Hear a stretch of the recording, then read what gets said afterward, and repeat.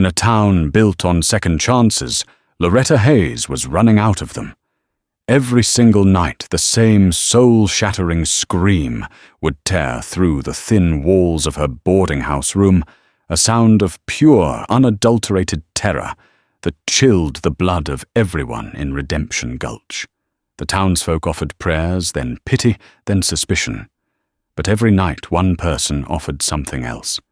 The quiet Apache boy from the livery Cody would appear at her door. He never spoke, never asked what demons chased her through the darkness.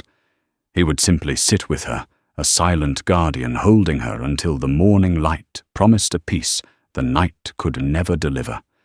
This is the story of those screams and the boy who wasn't afraid of the dark. The silence of the Arizona Territory was a liar. It promised peace, but delivered only a vast, empty stage for a person's private hell to perform. For Loretta Hayes, that performance began precisely at the witching hour. It wasn't a clock that summoned it, but some deep internal wound that bled into her dreams. The first scream had been 2 months after her arrival in Redemption Gulch. It had brought Mrs. Gable, the boarding house owner, running her face a mask of concern under her frilly nightcap. The second brought Dr. Mitchell, a kind man with weary eyes, who offered laudanum and platitudes about feminine hysteria. By the 10th, the screams were just another feature of the town's nightlife, as predictable as the mournful whistle of the midnight train and the drunken brawls spilling from the Silver Spur saloon. Loretta would awaken, thrashing the sheets coiled around her like serpents. The air in her lungs would be gone, replaced by a single piercing shriek that clawed its way out of her throat. It was a sound stripped of language, a raw burst of terror that left her drenched in sweat, her heart hammering against her ribs like a trapped bird. The dream was always the same, a maelstrom of fire-splintered wood and the chilling glint of a silver ring on a man's hand. But the details were smoke. The moment she woke, they vanished, leaving only the terror behind. She was an island of misery. The women of the town, led by the sharp-tongued Prudence Miller, would cross the street to avoid her, their whispers following her like burrs on a saddle blanket. The men would either look at her with a crude curiosity or the kind of pity that felt like an accusation. She had come to Redemption Gulch, seeking anonymity, a place to stitch the tatters of her life back together. Instead, she had become a spectacle. Her days were spent in a fog of exhaustion. She worked as a seamstress for Mr. Abernathy's general store, her fingers nimble, but her mind distant. The delicate stitches on a lady's Sunday dress were a world away from the jagged edges of her nights. She was pale and thin, with dark circles under her wide, haunted green eyes. She looked like a ghost, haunting her own body. It was on the 20th night, or perhaps the 30th, the nights had begun to blur into one long stretch of dread that things changed. The scream tore from her, and she sat bolt upright, gasping, her hands flying to her throat. The echoes faded, replaced by the familiar sound of her own ragged breathing and the distant barking of a dog. But then another sound, a soft, hesitant knock on her door. It wasn't Mrs. Gable's frantic rapping or the doctor's professional tap. It was gentle, almost shy. Loretta pulled her thin robe tighter, her fear shifting from the phantoms of her mind to the reality of a visitor at this hour. "Who is it?" She whispered, her voice a raw croak. There was no answer, only another soft knock. Hesitantly, she slid from the bed, her feet cold on the rough wooden floorboards. She crept to the door, her hand trembling as she reached for the latch. She eased it open a crack, peering into the dimly lit hallway. Standing there was the boy from the livery stable, Cody. She didn't know his last name, or if he even had one. He was Apache, though everyone knew it was a topic to be avoided. He had been raised at the St. Jude's Mission, north of the territory, and his past was a closed book. He was perhaps 17, maybe 18, with long black hair tied back with a leather cord, and eyes so dark and deep they seemed to hold the silence of the desert itself. He was tall and lean with a quiet competence that was evident in the way he handled the most temperamental horses. He rarely spoke, communicating in nods and gestures, his face a study in stoicism. He said nothing now. He simply looked at her, his expression unreadable. In his hands he held a tin cup. He extended it towards her. Steam rose from it, carrying the faint, calming scent of chamomile. Loretta stared, bewildered. "What?" He nudged the cup forward again. Her fingers brushed against his as she took it. His skin was warm. The cup was a comforting weight in her shaking hands. She took a sip. It was tea brewed strong and sweet with a dollop of honey. It warmed her from the inside out, a small anchor in the turbulent sea of her fear. She looked up to thank him, but he wasn't looking at her face. His gaze was fixed on the far corner of her room, as if standing guard against the shadows there. He gestured with his chin toward her small, rickety chair. It was a silent question. "May I too?" stunned to refuse. Loretta nodded. Cody entered the room, his moccasins making no sound on the floor. He didn't close the door completely, leaving it ajar, a gesture of propriety that she noted with a flicker of gratitude. He sat in the chair, his back straight, and resumed his watch of the room's dark corners. He didn't look at her again. He just sat. Loretta retreated to her bed, pulling the covers up to her chin, the warm cup cradled in her hands. The silence in the room was different now. It was no longer empty and menacing. It was occupied, shared. The presence of the quiet boy was a bulwark against the nameless dread. She watched him, his profile sharp in the moonlight, filtering through her window. He was as still as a desert rock, a sentinel. She didn't know how long they sat like that. Minutes stretched into an hour. The frantic pounding of her heart slowed to a steady rhythm. The sweat on her skin dried. The tea was gone, but its warmth lingered. For the first time in months, she felt the oppressive weight of her terror begin to lift, not gone, but held at bay. Eventually, her eyelids grew heavy. The exhaustion of the day, which usually gave way to fitful, anxious sleep, now felt like a gentle tide pulling her under. She drifted her last waking sight, the silhouette of the Apache boy holding vigil in her room, a silent stranger who had answered a scream no one else knew how to quiet. And for the first time in a long, long time, she slept until the sun came up. The morning after Cody's first visit, Loretta awoke with a sense of disorientation. The familiar gut-wrenching plunge from nightmare to reality was absent. Instead, she was greeted by the gentle grey light of dawn and the unaccustomed feeling of having actually rested. The chair in the corner was empty. The tin cup was gone. If not for the faint, lingering scent of chamomile, she might have believed she'd dreamt the whole encounter. But it wasn't a dream. When her scream ripped through the boarding house that night, the soft knock followed soon after. And there he was again, Cody, with the same tin cup of tea and the same unreadable expression. He took up his post in the chair, a silent, unwavering presence. This became their ritual. The scream, the knock, the tea, the vigil. Redemption. Gulch was not a place where such a ritual could go unnoticed. The town had a circulatory system of gossip, and Prudence Miller was its beating heart. Prudence, the wife of the town's blacksmith, saw everything and presumed the worst.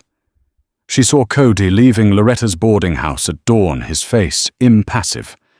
She saw it once, and it was a curiosity. She saw it twice, and it was a scandal. Shameless, she declared to a captive audience at Abernathy's general store, her voice carrying across the aisles of flour sacks and calico bolts. A woman of her condition entertaining a half-wild Indian boy in her rooms all night. It's an affront to decency. The whispers spread like wildfire. Loretta felt them in the way people's eyes would slide away from her as she walked down the street, in the sudden silences that fell when she entered a room. The pity she had endured before curdled into something uglier judgment. They couldn't understand her terror, so they invented a sin they could comprehend. Sheriff Dawson paid her a visit. He was a fair man, a veteran of the war, whose weary posture spoke of a man who'd seen too much trouble to go looking for more. He stood on her doorstep, twisting the brim of his hat in his hands, his gaze uncomfortable. "Miss Hayes," he began, clearing his throat, "I'm not one to meddle in folks' private affairs. But talk is starting. About the boy, Cody, he brings me tea." Loretta said, her voice small but firm. Dawson's eyebrows rose. "Tea, ma'am, he's been seen leaving here at sunrise every morning for a week. I have nightmares, Sheriff," she explained the admission, costing her a piece of her pride. "The screaming, he hears it. He comes and he sits. That is all. He sits until I fall back asleep." The sheriff looked at her, his eyes searching her face. He saw the genuine exhaustion there, the deep-seated fear that no sinner could fake. He'd heard the screams himself from his office down the street. It wasn't the sound of a woman entertaining a lover. It was the sound of a soul being ripped apart. "He's a good boy," Dawson said more to himself than to her. "Quiet, works hard. But he's an Apache Miss Hayes. And folks in this town, they have long memories of things that happened far from here. It ain't safe for either of you." His warning hung in the air long after he left. Loretta knew he was right. She was putting Cody in danger. The very thing that was saving her sanity was making him a target. That night when the scream came and the knock followed, she opened the door with a sense of resolve. "You can't keep doing this," she said, her voice trembling slightly. Cody looked at her, his dark eyes unblinking. He offered the cup of tea. "No," she insisted, shaking her head. "Please, the sheriff was here. People are talking. They'll cause trouble for you. You have to stop." For the first time, a flicker of something crossed his face, not anger or hurt, but a deep, stubborn resolve. He pushed the cup into her hands, more forcefully than before. Then he walked past her, sat in the chair, and folded his arms across his chest. His message was clear. He was not leaving. Defeated Loretta drank the tea. Her protest had been a flimsy thing against the sheer force of his quiet determination. As she sat on her bed watching him, a new question began to form in her mind. It wasn't just what he was doing, but why. There was no kindness in Redemption Gulch without a price. Dr. Mitchell sent a bill. Mrs. Gable expected her rent on time. Prudence Miller traded in reputation. What was Cody's currency? The men at the Silver Spur Saloon had their own theories, placing crude wagers over whiskey. They bet on how long it would be before the Apache boy was run out of town on a rail or worse. They saw a vulnerable white woman and a young native man, and their minds filled in the blanks with the ugliest stories they could imagine. Cody was aware of the stares, the way men would stop talking, and watch him as he walked from the livery to the boarding house. He met their gazes with a placid indifference that only seemed to infuriate them more.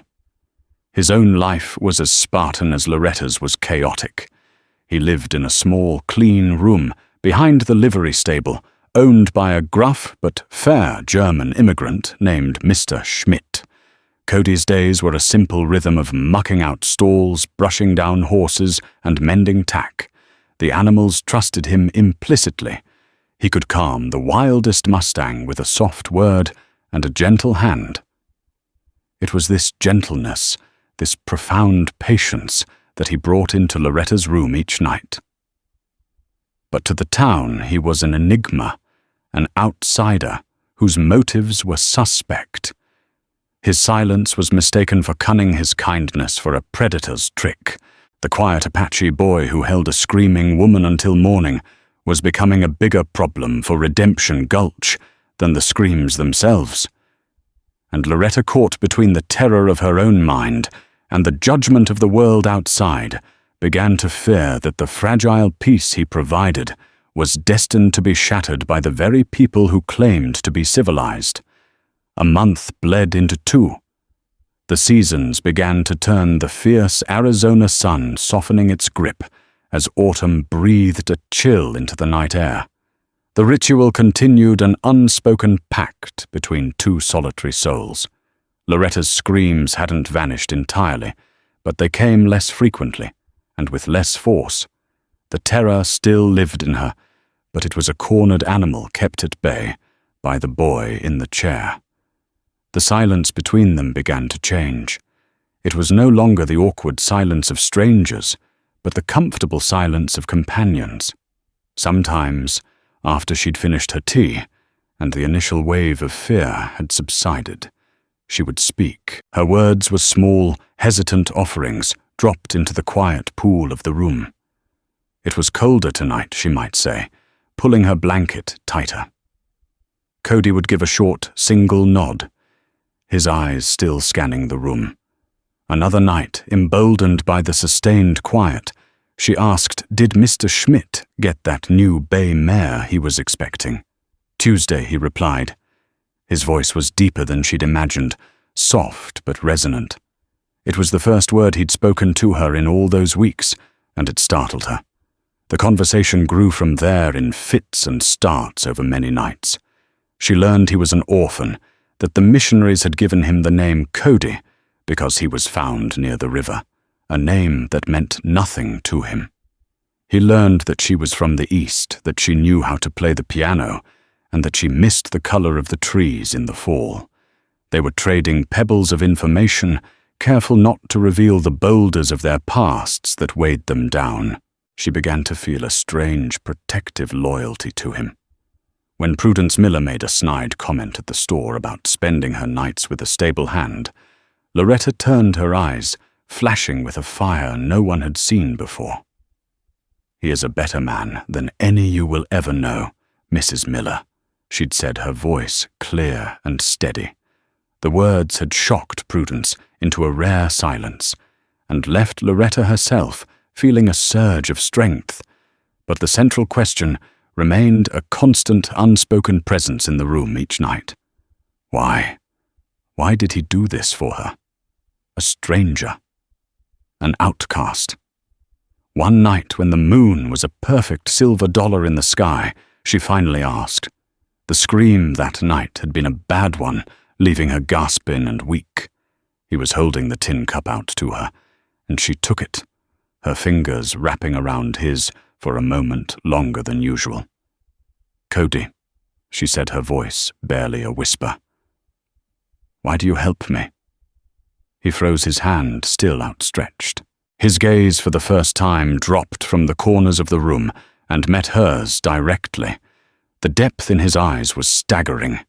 It was like looking down a well and not knowing if the darkness at the bottom was water or just more darkness. He didn't answer. He simply withdrew his hand, moved to the chair, and began his vigil. The unspoken question now hung between them, thick and heavy. Her asking had changed the dynamic. The ritual was no longer just about her terror. It was now about his mystery. A few days later, a new element arrived in Redemption Gulch, one that would begin to unravel everything.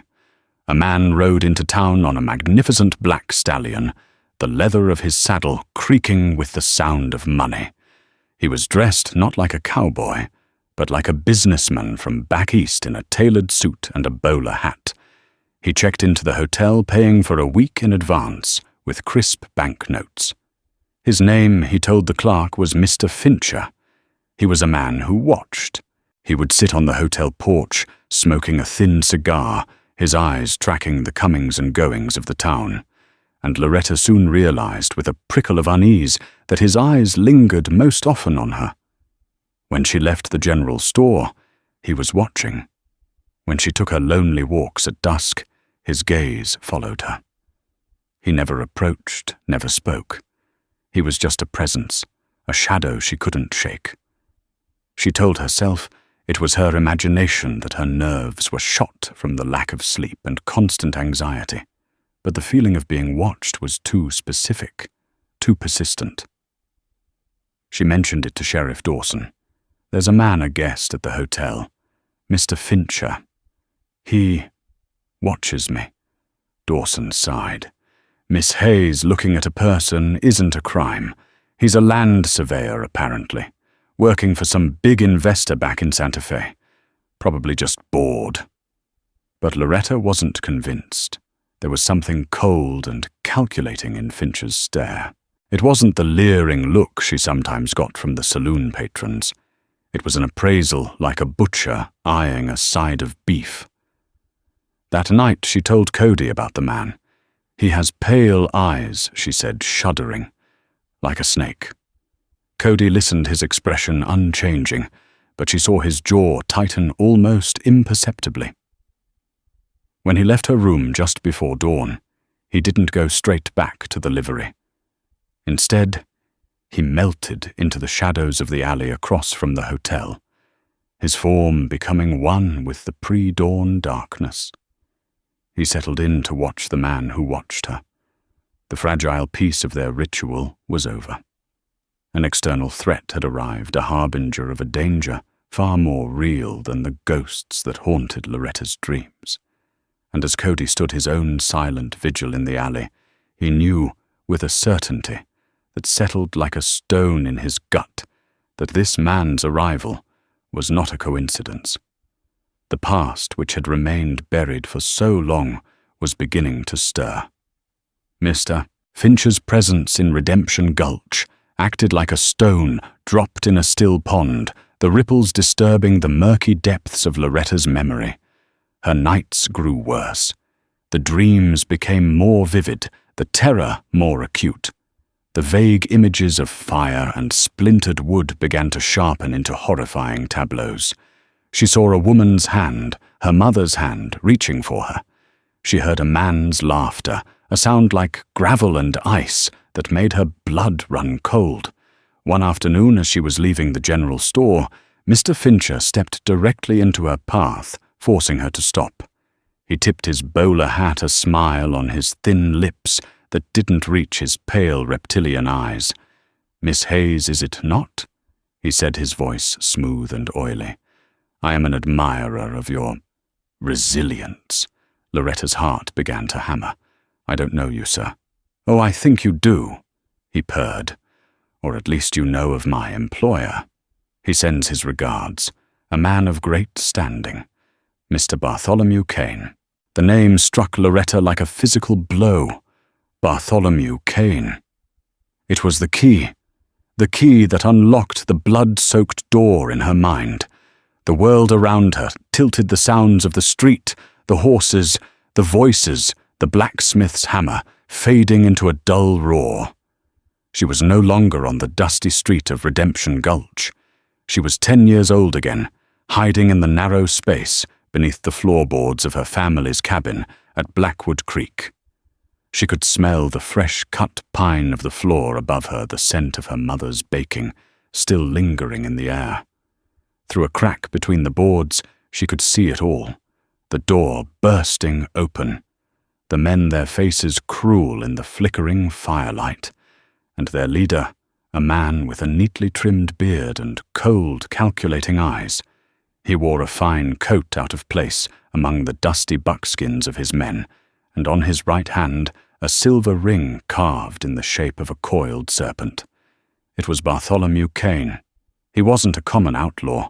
He spoke with an educated air as he directed his men to ransack their home, his voice a calm counterpoint to the chaos. Her father, a proud and stubborn man, had refused to sell their land. Kane had wanted the creek the water rights.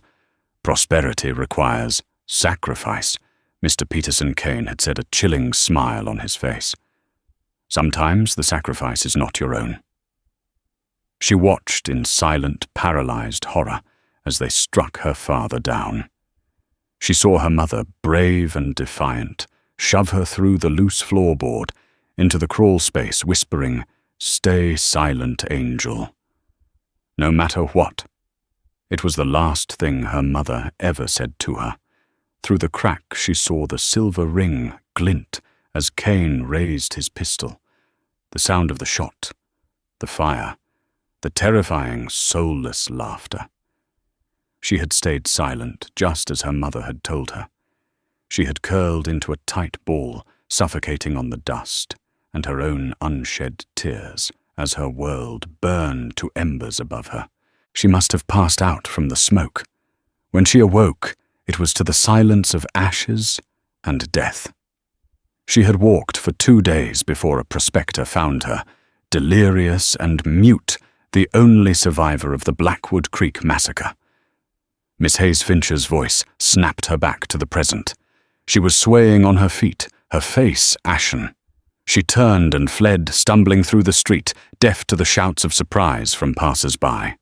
She didn't stop until she reached the boarding house and barricaded herself in her room, the full, unvarnished horror of her past crashing down on her. That night, the scream was not just a sound of terror. It was a howl of pure, undiluted grief and rage. It was the sound of a 10-year-old girl watching her world end. When Cody arrived, he found the door unlocked, and Loretta huddled in the corner of the room, shaking uncontrollably, her eyes wide with a horror that was no longer a dream.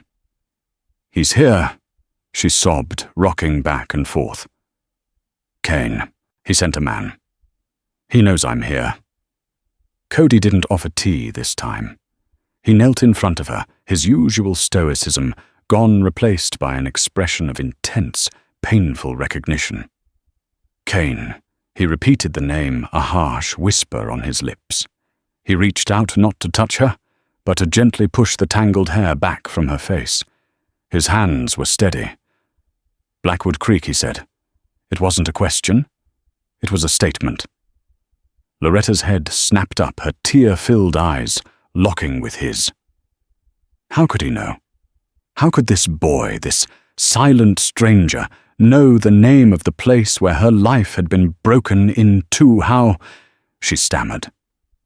Cody's gaze fell to the floor, and for the first time, she saw a shadow of a deep old pain in his eyes, the kind of pain that mirrored her own. "I was there," he said, his voice thick with a sorrow that seemed impossibly old for someone so young. "I was a boy, hiding. I saw it. I saw it all." The room fell silent, but this time it was a different kind of silence. It was the silence of two pasts colliding, of two lonely survivors finding each other in the wreckage. The boy who had held her until morning, without asking why, had been there all along, a silent witness to the very horror that made her scream. The foundation of their strange relationship shifted the mystery of his kindness, replaced by the staggering revelation of a shared trauma. He wasn't just guarding her from the shadows in her room. He had been guarding a memory of her for years. The confession hung in the air between them, heavier than any secret Loretta could have imagined. Cody remained kneeling on the floor, his gaze fixed on a loose floorboard, as if seeing through it to the dirt and darkness below. The story bottled up inside him for a decade finally began to pour out, not in a flood, but in a slow, painful trickle. "My people were not there," he began, his voice low and strained. "It was not a raid by my tribe. Kane, he used renegades, men cast out from their people for their cruelty. He paid them in whiskey and rifles to do his dirty work, so he could claim it was an Indian attack and wash his hands of the blood. He had been barely a boy then, 8 or 9 years old. His own small band was camped a mile down the creek, a peaceful group that traded with settlers. He had been tracking a rabbit that morning, farther from his camp than he should have been when he heard the commotion. Curious and foolish, he had crept closer, hiding in a thicket of mesquite that overlooked the Peterson cabin. From there, he had a clear, horrifying view. "I saw your father fight," Cody said, his voice gaining a sliver of strength, as if honoring the memory. "He was brave. And your mother, she looked at you before she pushed you under the floor. A look. I have never forgotten it." He described the scene with a detail that made Loretta's breath catch in her throat. He saw the glint of Cain's silver ring, heard the cold, precise orders. He saw the fire catch on the dry timber of the roof, and he remembered the paralysis, the all-consuming fear that had rooted him to the spot. "I should have done something," he whispered the words raw with a guilt he had carried for 10 years. Screamed, thrown a rock, anything, to distract them, to give her a chance. He finally looked up at Loretta, his dark eyes shimmering with unshed tears. "But I was a child. I was scared. I watched them ride away, laughing. And I did nothing. I ran. I ran back to my camp, and I never spoke of what I saw." His own world had fallen apart not long after. A sickness, the coughing fever, had swept through his small band, taking his parents and his grandmother. He was found by the priests from St. Jude's, another orphan of the unforgiving land, and they had given him a new name and a new language, burying the boy who had watched the massacre at Blackwood Creek under layers of silence and stoicism. "When I first heard you scream here in this town," he continued, his voice barely audible, "I knew. It was the same sound, the sound of a soul with no way out, the sound of that fire, the sound of Blackwood Creek." Everything clicked into place for Loretta. His silent vigils were not just an act of kindness, they were an act of penance. Each night he sat in her room, he was returning to the scene of his greatest failure, his deepest shame. He was finally doing what he couldn't do as a terrified boy. He was standing guard. He was protecting the little girl hidden under the floorboards. He held her until morning because he couldn't bear the thought of leaving her alone in the dark again. He hadn't asked why she screamed because he already knew. He knew the shape of her demons, because they were his demons too. Loretta reached out her trembling hand, covering his. His skin was cool, but a current of shared history, of shared pain, passed between them. The chasm of their different worlds, the white seamstress and the Apache stable hand, vanished, bridged by the smoking ruins of a single tragic day. "You were a child, Cody," she said, her voice filled with a compassion she hadn't felt for anyone, including herself, in years. "Just a child. There was nothing you could have done. I could have been brave," he countered, shaking his head, the guilt still clinging to him like a shroud. "You are brave," she insisted, squeezing his hand. "You are the bravest person I have ever met. You've faced my ghosts with me every single night." In that moment, they were no longer just two broken people. They were witnesses, survivors, the only two people left on Earth who knew the truth of what Bartholomew Cain had done at Blackwood Creek. Cody finally straightened up, a new light in his eyes. The guilt was still there, but it was now forged with something else: purpose. The arrival of Cain's man Fincher was not just a threat, it was an opportunity. "He cannot be allowed to do this again," Cody said, his voice firm. "This man, Cain, he builds his fortune on the graves of families like yours. He hides behind his money and his lies." Loretta looked at him, seeing him clearly for the first time. Not as a boy, but as a young man with a core of iron resolve. Her fear, which had been a suffocating blanket for so long, began to burn away, replaced by the hot, bright flame of anger. An anger for her parents, for her stolen childhood, and for the little boy who was forced to watch and carry the burden of silence for a decade. No, she agreed, her own voice gaining a steely edge. He won't. He came here looking for a ghost. He's about to find out she has a voice. The ritual in the small boarding house room was over. The nightly vigils had served their purpose, transforming shared trauma into a shared resolve. Now a new chapter was beginning. The hunter, Bartholomew Kane, was coming to silence the last witness to his crimes, not realizing that she was no longer alone. He was coming for a frightened, screaming girl, and he was about to find a woman and her guardian bound by fire and ready to fight back. Bartholomew Kane did not arrive in Redemption Gulch like a common villain. He came on the noon stagecoach, not a horse looking every bit the prosperous investor Sheriff Dawson had been told to expect.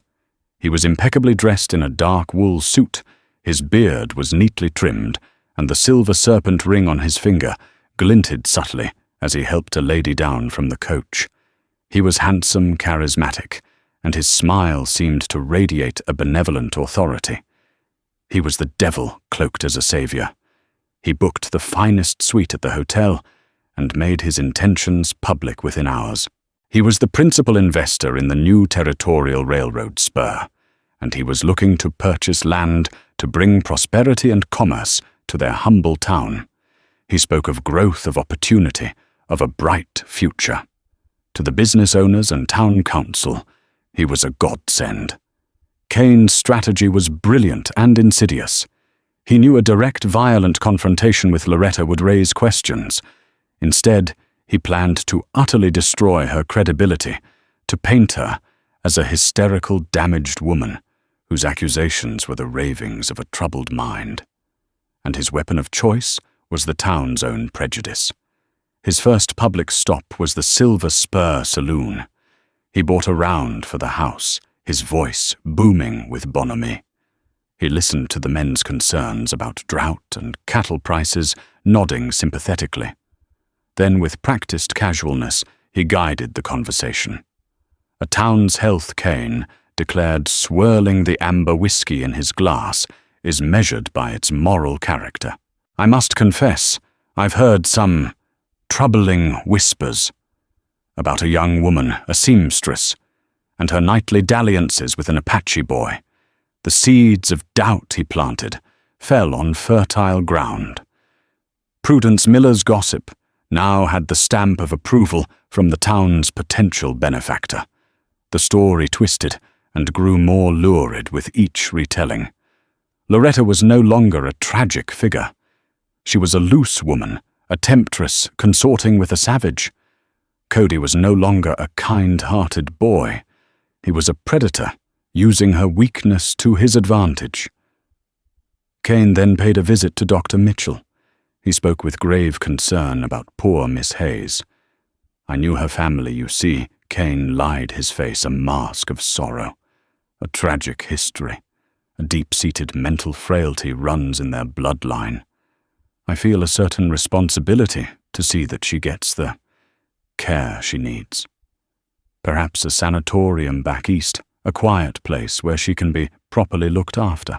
The doctor, swayed by Kane's apparent sincerity, and Wealth began to reconsider his own diagnosis. Perhaps it wasn't just trauma. Perhaps the woman was truly insane. Loretta and Cody felt the tide turn against them with alarming speed. People who had once offered a hesitant nod now looked away in disgust. Mr. Abernathy told Loretta her services were no longer required at the store, mumbling about protecting his reputation. Mrs. Gable informed her she had 1 week to vacate her room. In a matter of days, Kane had turned Loretta's sanctuary into a prison and Redemption Gulch into a jury that had already convicted her. She was isolated, terrified, the old panic clawing at her. "He's turning them all against us," she whispered to Cody during one of their secret meetings in the dead of night at the livery. "No one will believe us. Words are his weapon." Cody said, his hands busy mending a leather strap. His focus on the simple, tangible task seemed to keep the chaos at bay. He uses them to build cages. We need something harder than words. We need proof. Kane, however, was a man who left no tracks. The massacre at Blackwood Creek had been officially recorded as an Apache raid. The renegades he hired were long dead or scattered to the winds. It was his word, the word of a wealthy, powerful man, against that of a hysterical woman and a silent Apache. The confrontation Loretta dreaded came sooner than she expected. As she was leaving the now unfriendly boarding house, Kane was there waiting for her on the porch. Mr. Fincher stood a few feet behind him, a silent gargoyle. Miss Peterson Kane said, using her family name. His voice was soft, almost gentle, which made it all the more menacing. Or is it Hayes now? It must be so difficult to keep track after all that. Unpleasantness. Loretta froze her hand, gripping the railing. "Stay away from me." "I only want to help you," he said, taking a step closer. The scent of his expensive cologne was sickeningly sweet. "You are unwell, haunted. I have made arrangements for you at a wonderful facility. A place where you can find peace." "You mean a place where I can be silenced?" she retorted, her voice shaking but defiant. Kane's smile tightened. The mask of benevolence slipped, revealing the cold predator beneath. "You were supposed to be a ghost, a bad memory. But ghosts should know their place. They should not speak. I am offering you a quiet end to your story. I suggest you take it. The alternative is much louder." His eyes flickered past her down the street toward the livery. It was a subtle but clear threat. He wasn't just threatening her. He was threatening Cody. He knew her one point of strength, her one ally, and he intended to use it against her. She understood then. His goal wasn't just to discredit her. It was to break her completely, to make her feel so alone and powerless that she would accept the cage he had built for her. He wanted her to believe that the screaming would never end, that her only escape was to let him bury her alive. But as she looked into the cold, dead eyes of the man who had destroyed her family, she felt something she hadn't felt in a decade. Not fear, but a white-hot, cleansing rage. He had underestimated the girl who had survived the fire. The final act began, not with a gunshot, but with a piece of paper. The morning after his confrontation with Loretta Bartholomew Kane, accompanied by Dr. Mitchell and a new deputy loyal to him, arrived at the boarding house with a committal order. The document signed by a territorial Judge Kane had in his pocket declared Loretta Hayes to be mentally unstable and a ward of Mr. Kane who would benevolently see to her transport and care. Mrs. Gable, her face a mixture of pity and fear, pointed them toward Loretta's room. They found her standing by the window, not packed, not crying but waiting. Miss Hayes, Dr. Mitchell began his voice, lacking its usual confidence. "This is for your own good. Mr. Kane has been most generous." My good Loretta turned her gaze clear and steady, or his Kane stepped forward, a patronizing smile on his face. "There now, my dear. No need for hysterics. It is all settled." But as the deputy moved to take her arm, another figure stepped out from the shadows of the hallway. It was Sheriff Dawson. He wasn't wearing his usual weary expression. His face was set like granite, and his hand rested on the butt of his Colt. "I don't think it is," Kane Dawson said, his voice quiet, but carrying the weight of the law. Kane's smile faltered. "Sheriff, this is a legal matter, a medical necessity." "Is it?" Dawson replied, holding up a small, tarnished object in his other hand. It was a silver locket, blackened by soot. Funny thing, the boy Cody, he's got a good eye for tracking. He went out to the old Blackwood Creek ruins, said he had a feeling, dug around in the ashes by the hearth, found this. Loretta gasped. It was her mother's. She had given it to her for her 10th birthday, just a week before the massacre. She'd lost it in the chaos of that night. "It's just an old trinket," Kane scoffed, though a flicker of unease crossed his face. "It is," Dawson agreed. But see, Cody remembered something.